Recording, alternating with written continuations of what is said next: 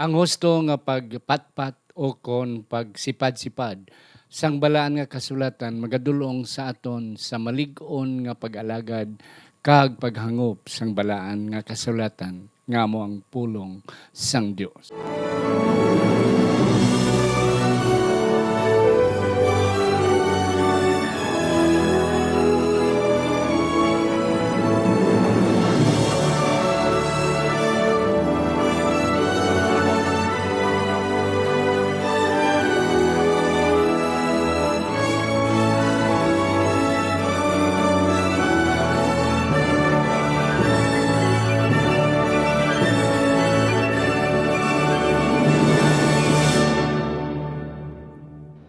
Ang pagtuon subong, ang semanal nga pag-usisa, pagtalakay, pagsipad-sipad, o kon pag-review sang aton leksyon sa eskwela sabatika kag ini ginadala sa inyo sang Media Ministry Department sang aton simbahan diri sa Central Philippine Adventist College sa Alegria Morcia, Negros Occidental, Philippines.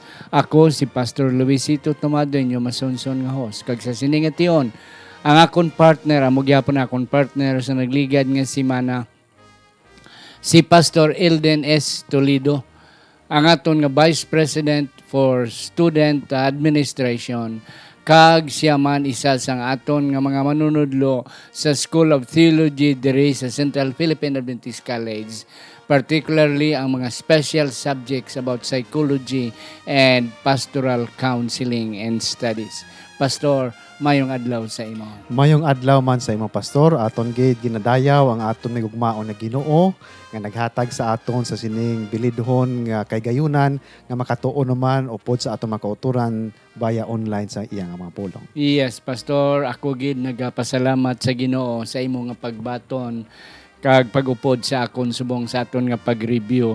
Ako, Pastor, excited nga we will be able to bring out a lot of good things, insight sa aton leksyon, labi na ining aton leksyon 6 para sa Mayo 2 pakadto sa Mayo 9. Apang Pastor, sa hindi pa akon anay tamyamon ining aton mga kauturan nga aton mga supporters kag masunson sunod-sunod gid sa pagpangalipay kag pagbenepisyo sining aton nga lesson review sa aton Sabbath School sa Hiligaynon. Akon ginatamyaw dira ang mga Bersaba family sa Romblon kag sa Boracay, ang mga Oyrada family sa Pandan, Antique. Akon man ginatamyaw ang Kanaya family kag ang Delphin family dira sa Ruas City. Akon ginatamyaw si Ma'am Hazel kag si Chippy sa Walabes Hotel sa Ruas City. Akon man ginatamyaw si Leo Servidad dira sa Antique, kag aton mga kauturan dira sa Antique, sa Aklan, sa Capi, sa Iloilo, sa Guimaras. Kag aton man pasalamatan si Sir Hansel and Mrs. Villar, si Ma'am TC Pinuela nga nag-suportar sa aton nga media ministry. Aton man ginatamyaw ang aton nga mga administrators diri sa Negros Occidental Conference, Pastor Rene Inapan, Pastor Jimmy Quixote Jr., kag si Sir Evan Lorieso. Akon man ginatamyaw si Pastor Nildren Golfan sang La Carlota District, si Pastor Eugene Tadina sang San Carlos District, si Pastor Or Caro sang Calatrava District. Mga utod, amon man ginapasalamatan ining mga tao sa likod sa aton camera nga nagakapot sa mga computers kag iban pa nga mga gadget for us to have this review weekly and up to date naton nga post sa aton Facebook kag sa ato sa YouTube. Mga kauturan, si Engineer Frederick Linatan, si Sir Elberry Tapaya, si Sir Rodel Vargas, si Sir Ruel Largado, kag si Sir Ryan Cesar Cusi. Ang Dios magapakamayo sini sa ila. Mga kauturan, gyapon kita sa Radyo Bandera, Sweet FM, kada alas 9, tubtob alas 9:40 kada Friday, Bernes sang gabi. Doc Ramiloy, salamat gid sa imo nga baton sining aton nga paggamit sang imo nga mga stasyunan. Si Sir Iljan Castaño ang station manager kag si Sir Jenfol Hineroso ang aton programming manager. Kag ara kita mga kauturan sa palibot diri sa Central Philippines sa 88.70 FM. Ara kita kada Sabado sang aga alas 6 tubtob alas 6:40. Inyo lang abrihan ang 88.7 ara mabatian ang aton nga review. And of course, ara gyapon kita sa Hope Radio Southern Mindanao dira sa General Santos. Aton mga kauturan dira amon kamo ginapasalamatan. Aton man ginatamyo aton mga kauturan sa Romblon, sa Masbate, sa Biliran, sa Palawan, sa Leyte, sa Samar nga mga Ilonggo speaking kag sa bilog nga kalibutan. Okay? Aton anay iduko ang aton mga ulo sa hindi pa si Pastor Toledo magbasa sa aton sadsaran nga teksto. Sa siningation, salamat Ginoo nga ikaw naman magagamit sa amon ni Pastor Toledo kabay pang ang balaan nga espiritu amo ang panag-iya sa amon mga pangunahuna nga amon mapalinton amon share ang mga insight kag mga importante nga mga butang halin sa amon nga pagtuon sining nga leksyon. Salamat nga ikaw nagsabat sa amon pangamuyo, ginatugyan namon ini nga pagtuon sa ngalan ni Ginoong Hesus nga amon manunubos. Amen. Mga kauturan, ang aton nga pagtuon sa sini nga semana nasadsad siya diri sa libro nga sinulati San Pablo diri sa Hebrehanon kapitulo 11 bersikulo 6 nga nagasiling. Kag sa walay pagtuo hindi mahimo ang pagpamuot sa iya, kay ang nagapalapit sa Dios kinahanglan nga magtuo nga amo siya, kag nga siya manugbalos sa mga nagapangita sa iya. Ang Dios magabindisyon sa iyang mga pulong karon. Salamat Pastor kanami isang aton sadsaran nga teksto. Yes, leksyon 6. Why interpretation is needed. Nga ang kinahanglan kita sang sakto nga interpretasyon sa pagbasa naton sang Biblia. Pastor, may mga prinsipyo kita nga aton pagatunan karon nga semana. And then kabay pa ini nga mga prinsipyo magadlead magadulong sa aton to appreciate the Bible as the Word of God. Yes, Pastor.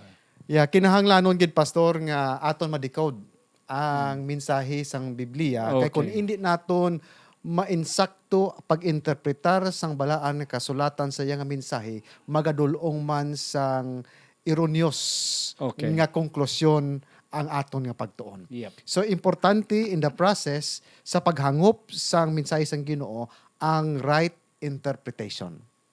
Amo na Pastor no ang makasusubo nga butang among Christians kadamo sa aton sa mga pagtudlo nga nagakalain-lain the same Bible amo lang gyapon ang Biblia amo man nga teksto but we have a lot of interpretation different. Sometimes tama ka kalayo, ang iban malapit-lapit lang, but we have different interpretations.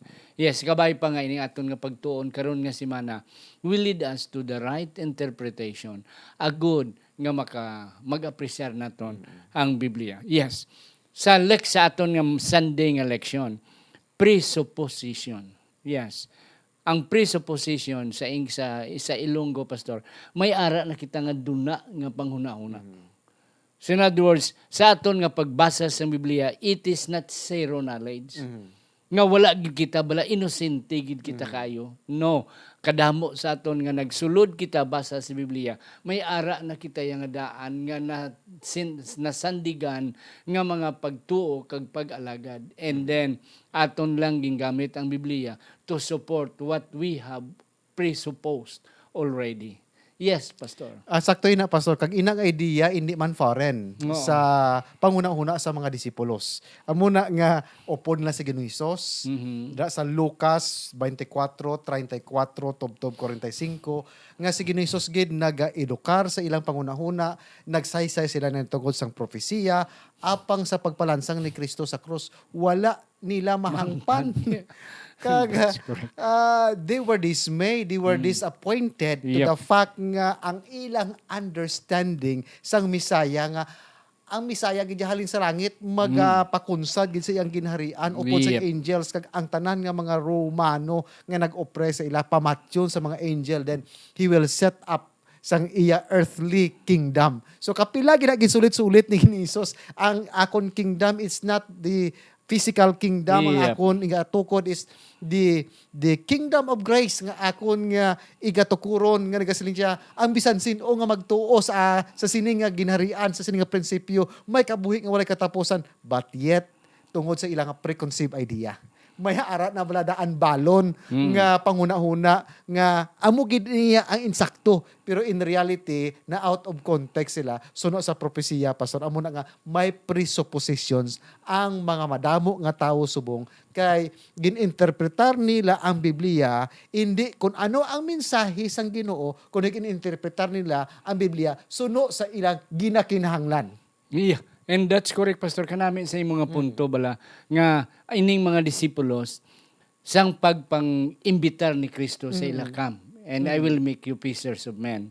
Mga kauturan sa pagbato nila sinang invitasyon ni Kristo, may ara na sila ya, Pastor, nga panghuna-huna. Panguna-una. Isa sa ila panghuna-huna, okay, magbaton ko siya kay mangranon ko sini kay Exactly. amo na.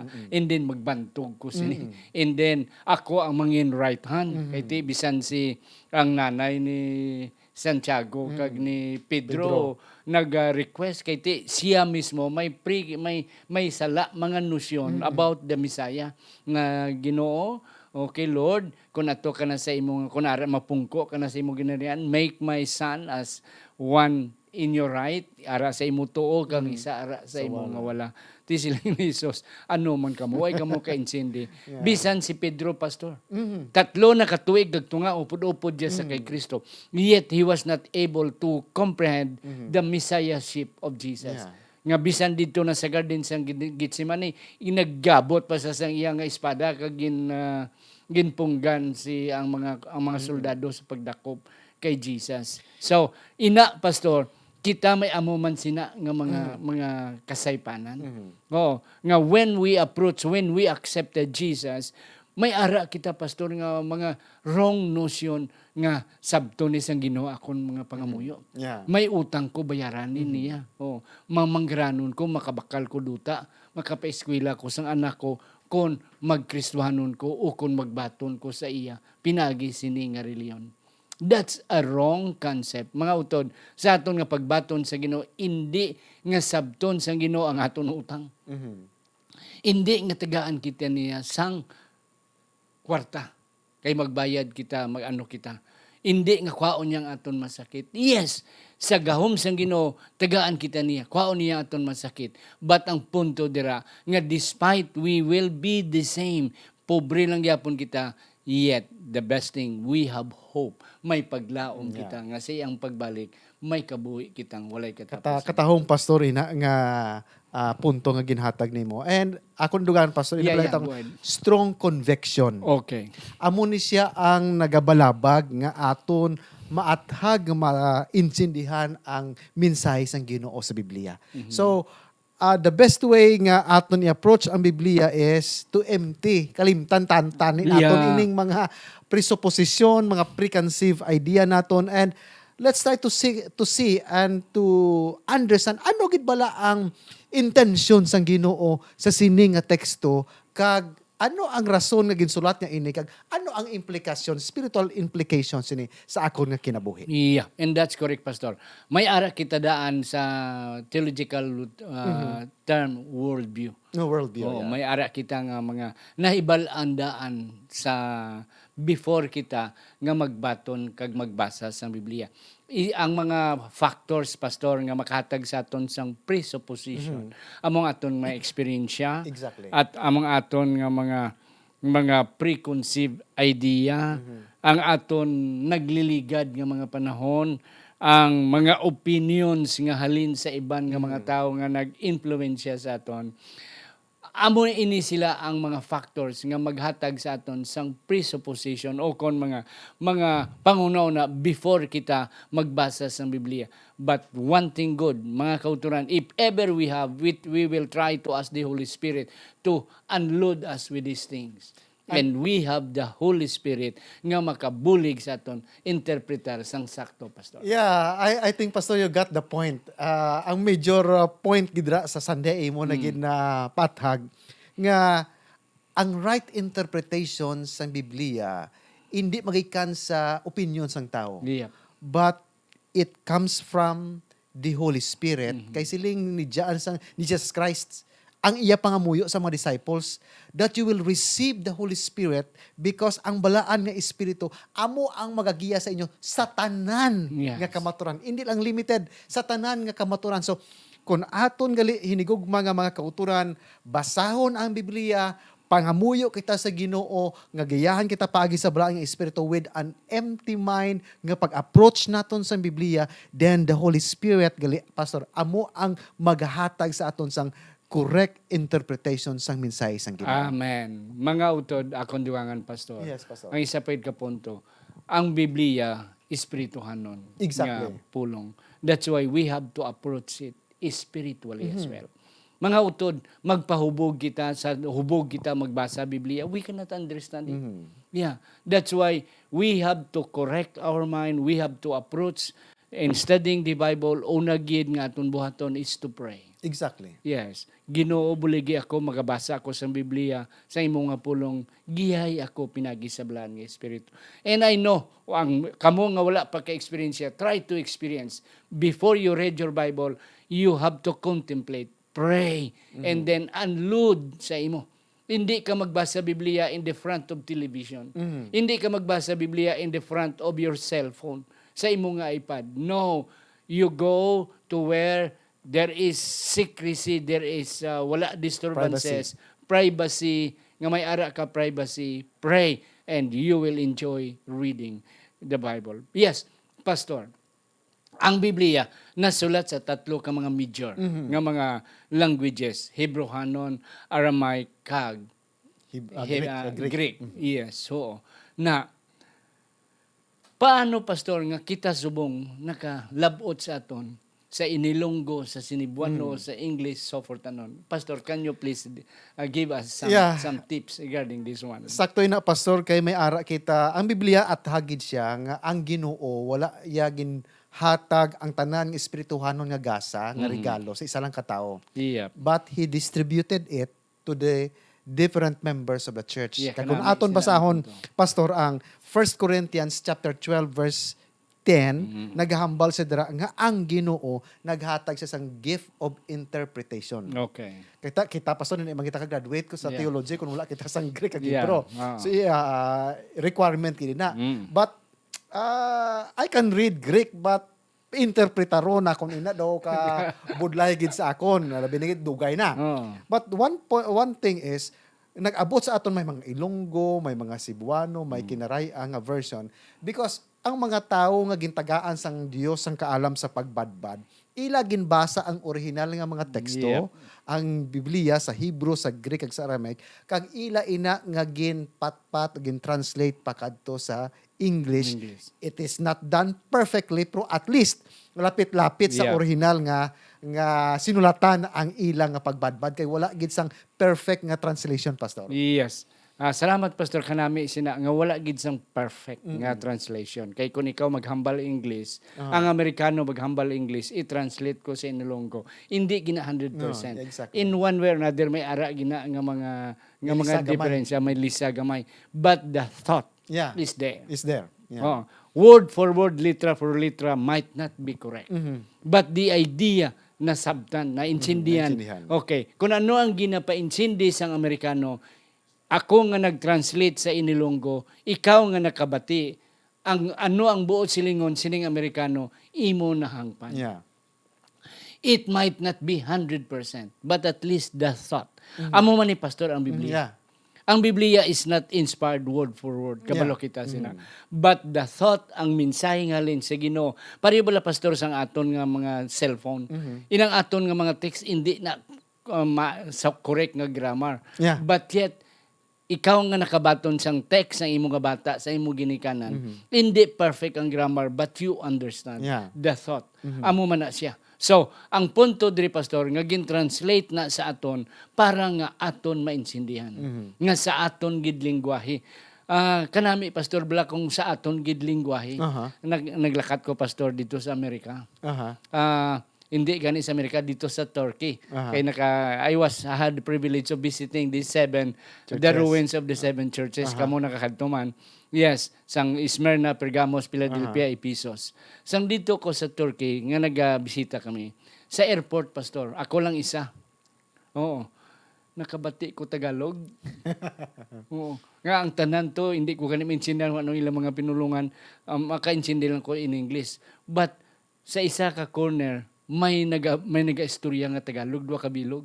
Oo. Wow, nakabalikid ko siling ko.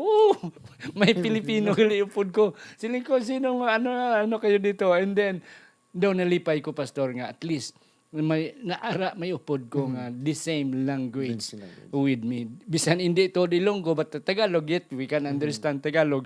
So amo man ni ang Biblia gin-translate sa aton kay kanami gid sang pulong sang Ginoo nga hinambalan sa aton nga lingwahe. That's why may ara kita ang pagtuon subong because we want you Hiligaynon speaking mga Ilonggo nga mabadbad namon sa aton gid pinulungan. Yeah. Yes, pastor. Yeah, diri aton makitaan mga kauturan nga ang translation ang pagbadbad is a gift. Kag aton makit-an dira sa Episo 4 bersikulo 11 kag 12 nga inang gift nga ginhatag sang Dios sa iglesia is to equip and to make our church mature. Kay kun in English lang pastor tanan ang translation atong taga-bukid ya nga wala gid ya training kag uneducated sa sini nga mga languages, budlay naton ipalinton. Kag budlay na mahangpan ang plano sang Ginoo sa kinabuhi. But we thank God sa sining gift of interpretation o translation na ginhatag niya sa iglesia to edify and to make our church mature sa iya. Yeah. Pastor, literal na ito hambalan ano ang word nga hermeneutics. But the point is, nga may mga reliyon nga iban, labi na ang Islam, ang Muslim. Nga ang ila Quran, it should be in Arabic. Arabic. And a Quran nga hindi Arabic is not Quran. Hindi na Quran. They will disregard na. Kay ang Quran, Arabic. Arabic. So kung ikaw gusto mag-join sa Muslim, you have to know how to read and how to understand Arabic. Kung hindi mo kakabalo magbasa, kung hindi ka makabalo manghangop, never the Muslim will accept you. Okay.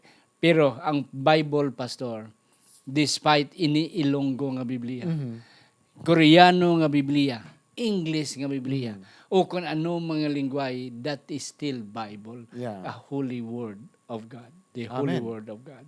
So, amo na ang kanami. Kaya ang gusto sa Ginoo nga ang tanan makabasa sa iya nga pulong. Kay ang Ginoo naghigugma sang tanan nga ara sa kalibutan. Everybody will appreciate the Bible. Pastor, di naghalin ang word nga hermeneutics. Well, kung aton na lang taon mga kauturan, ang inang mga hermeneutics ang tinaga, halina siya sa Hebrew o Griego nga Hermes, refer sa mga goddess. But kung aton lang taon sina is, kung aton lang gidbadbaron, ang hermeneutics is the art of interpreting the Bible. No? Kung ano ang pagpatpat gid naton sang Biblia, hermeneutics. So, amo na pastor, ang hermeneutics mga kauturan aton ginatudlo sa aton nga mga theology student sa isa ka semester karon Yeah. niya sa isa lang ka minuto. Okay. Ang sakto nambal ni pastor nga ang hermeneutics salin sa Griego nga ang iyagin nga root word is Hermes, one of the gods. Okay, nga amo na siya ang messenger. Nga amo nagadala sang mensahe pakadto sa mga katawhan. Okay. So amo man ni ang aton nga principle of studying the Bible is through hermeneutic. The right understanding, the right interpretation of the Bible. Hindi namon maatag mga kauturan. Kay one semester ni nga ginakuha sa atong mga theology students. But the idea is that nga we should follow the right principle Yeah. of studying the Taga-ata Bible. sa guro gamay lang Yeah, go biblical ahead. hermeneutics. Kung magsiling kita biblical hermeneutics makauturan, lang taon naton kung san o ginsulat, okay? Yes. Sino ang ginsulatan? Ano ang sitwasyon nga nagsulat Oh, ang okay. ina nga author? And then ano ang kahulugan sa sinang word, particular word nga ginhambal sina nga mabubugat? And then ano ang iyang application sina sa Yes. aton present time? Yeah. So amo na siya makuturan ang gitawag nga hermeneutics nga pagtuon.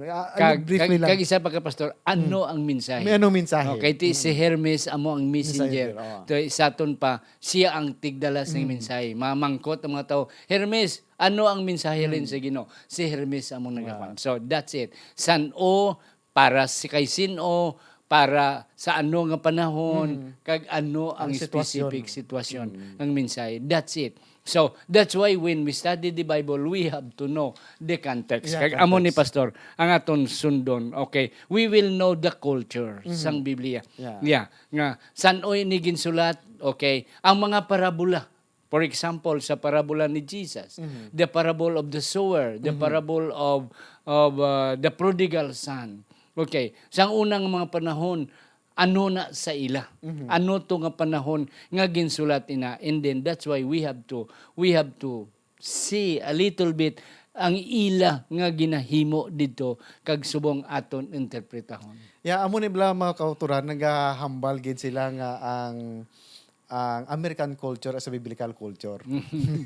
But ang biblical culture makuturan is not coming from America. Pero ang aton nga setup sang aton church worship pastor na pattern sa Amerika kay American. akadto di ang mga missionaries na una din Gani, Americans mo. oo. But again mga kauturan, ako ni hambal sa inyo, Bible and culture kung gusto naton nga efektibo ang pag-reach out naton sa tao, I think culture, we need to understand their culture and we will present the gospel in a cultural contextualization. Hangpon ginaton, say for example, magkadto kasi sa katribo, hindi ka to anay mag-istorya sa iban nga tao nga magsulod ka dito kundi ang chieftain gid imo anay istoryahon kay kun ma-win nimo ang confidence ang chieftain imposible kag mahapos na nimo ang paganis ang the rest of the people. So amo na gitawag mga cultural contextualization. Yep. Nga imo i-apply ang kamaturan nga sa Biblia pinaagi sa ilang paghangop. Yeah, sa ilang kag worldview. pinaagi sa ilang culture, sa ilang ginahimo. Pareho sang hinimo ni Pablo nagkadto siya sa may Athens. Yeah, Athens. Sang nagalagaw-lagaw siya dito sa ating kiti mawali si Pablo sa kay Kristo mo. Ti pagkadto iya sa Athens, nakita iya ang mga tao, grabe devoto sa mga Diyos. Diyos. Okay. And then isa sa mga Diyos dara si Artemis, si Diana, soportan nun si Zeus. Nakita iya dito ang isa ka caption, to the unknown God. Na inang word nga unknown God amo na ang gingamit ni Pablo. Sang pagpatawag sa iya sa mga punuan dito sa Athens, nga aga panudlo ka sang mga strange, sino na ang Diyos, hambali kami. Amo to ang gingamit ni Pablo. Nga interim wage. Oo. Yeah. Nga kamo nagapati sining unknown gods. That's why ina gingamit ni Pablo. Yeah. Pariuman pastor sa mga kwan nga kadto kita sa mga lugar nga mga ang wala kasi nila sa sulod sang balay. Yes, hindi kaya magsulod nga magwali kadto nga magsinilas ka. Sinilas, yeah. Kay hindi na sila mamati sa imo kay una bis imo ginsupak ang culture nila. Yeah. That's why we have to approach them according to their understanding. Yeah. And then amat-amaton sila kabig pakadto sa kamaturan. Yes, Amo na pastor nga ako nakitaan balakag na talupangdan nga ang Kristyanismo dito sa Thailand wala gid tribe compared sa Philippines kay nga aman. Kung mag-put up kita sang church, wala na design kaagay sang iya sang Thailand nga mga Nga church. may territory. O may territory. And then typical Western. Pero may isa ka missionary dito pastor nga naghimo siya sang mission dito nga effective kayo and people are coming sa nga church. Kaya gin-design para sa kay Buddha nga temple. And it is placed in the center of the community. Kaya ang concept sang mga taga-Thailand is ang temple is the center of all their problems nga ilang i-pour out. Pero katay nga aton bala sa context sa aton church simbahan di sa Pilipinas. Oo, ito sa Kundi layo. into Ang nga pinakalayo. layo-layo, hindi sa accessible sa community. And close ang aton churches. Unlike dito sa Ilaya nga, it's open that everybody can go and enter. Anytime Anytime. of the day. So amo na nga wala mag-thrive as expected ang Christianity dito sa Thailand, mga kauturan, tungod wala ma-contextualize ang approach naton sa gospel. Yep, and that's correct. So, amo na mga kauturan nga Bible and culture hindi na siya supak. Mm. But there are cultures, of course, nga supak na gid siya. Pareho abi karon makadto kato sa Africa, ang culture nila yan kung nagbisita ka, ang asawa nila among ihatag nila sa imo, and that's already supak na yan. But ang mga culture nga within the context of the Bible, let's make that nga amo ang agyan naton sa pagwali sa mga balita. Our sinful, fallen nature, Pastor, anong punto diri nga mako nato? Ang aton mga kauturan nga sinful nature, amo ni siya ang isa sa mga balabag, gid nga dako, nga makaapekto sa aton interpretasyon. Kay hambal nimo kaina, Pastor, ang Biblia is spiritual and we Yep. are Approach. kita iya inang Carnal, tawhanon, carnal kita. So infinite kag ang carnal may ara ginadako yang balabag, may gap gid.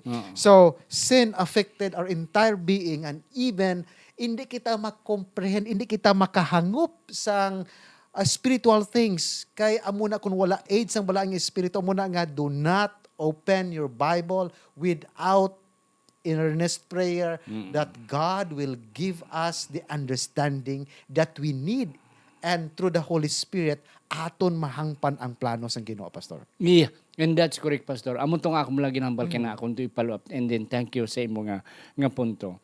Nga the more we sin, Pastor, the more nagalayo kita. Yeah.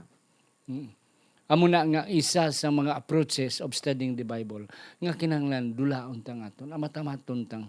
Kay the more nga kita nagapakasala, nagalayo sa Biblia. Nagalayo kita sa paghangop sa Biblia.